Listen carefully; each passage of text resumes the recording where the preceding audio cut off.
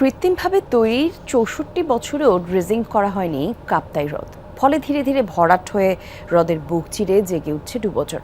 পানি কমে যাওয়ায় ৬টি উপজেলার সাথে লঞ্চ যোগাযোগ বন্ধ হওয়ার পথে। ড্রেজিংয়ের প্রস্তাব বছরের পর বছর ফাইলবন্দি হয়ে পড়ে আছে মন্ত্রণালয়ের। ওয়ালটন এয়ার কন্ডিশনার এক্সচেঞ্জ অফারে স্প্লিট এসিতে ২৩,০০০ টাকা পর্যন্ত নিশ্চিত ছাড়।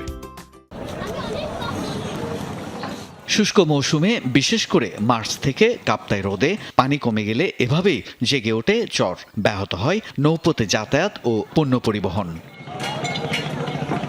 মূলত জলবিদ্যুৎ কেন্দ্র নির্মাণ, বন্যা নিয়ন্ত্রণ, মৎস্য আহরণ, পর্যটন, জলপথে যাতায়াত ও বনজ সম্পদ আহরণে সুবিধার জন্য নির্মিত হয়েছিল কাপ্তাই বাঁধ। কিন্তু ৬৪ বছরেও হয়নি হ্রদের ড্রেজিং, ফলে হুমকির মুখে নাব্য। এই জায়গাগুলোতে লস নৌকা বেজে যাইতে ওইটা আমাদের লস থেকে বোট নিতে হয়। সব জায়গায় বাজতেছে, ভাড়া তো চতুর্দিকে ভাড়ার দিকে আমার অনেক বাড়তি। স্পিড বোট দিয়ে যাইতে গেলেও আটকে যায়। ডেজার্ট দিয়ে মাটি কাটা দিত, নদীটা গভীর করে দিত, তাহলে আমরা সহজ যাইতে পারতাম। ৬ মাস আমাদের লঞ্চ প্রায় বন্ধ থাকে।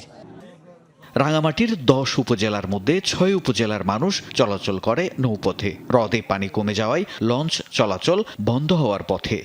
বিভিন্ন জায়গায় যেগুলো কোনো কাজই আসবে না, তারা ওগুলো নিয়ে মাটি বরণ করতেছে, মাটি কাটতেছে। তো নৌপথ নিয়ে তারা কোনো চিন্তা করতেছে না। এখানে ২ ঘন্টা যাবো, আমরা ৬ ঘন্টায়ও যেতে পারি না। লস বুট আটকে যায়, আর কদিন পরে চলবে না। মানুষ এক জায়গায় যেতে ৪টে বোট বদলাইতে হয়েছে। ড্রেজিংয়ের ব্যাপারে পানি সম্পদ মন্ত্রণালয়ে চিঠি প্রদান এবং ডিপিপি প্রণয়নের কথা কয়েক বছর ধরে শোনা গেলেও তার বাস্তবায়ন নেই। উনি যে আমাকে জানালো যে শীঘ্রই ওনারা এমন একটি ব্যবস্থা করবে যে সকল পয়েন্টে পানি কমে গেছে সেখানে যেন সারা বছর নৌ চলাচল অব্যাহত রাখা যায়, সেই জন্য প্রয়োজনীয় ব্যবস্থা গ্রহণ করবে। প্রায় ৬৪ বছর আগে ১৯৬০ সালে কৃত্রিমভাবে নির্মিত হয় দেশের বৃহত্তম কাপ্তাই হ্রদ। জামশেদ চৌধুরী, যমুনা নিউজ।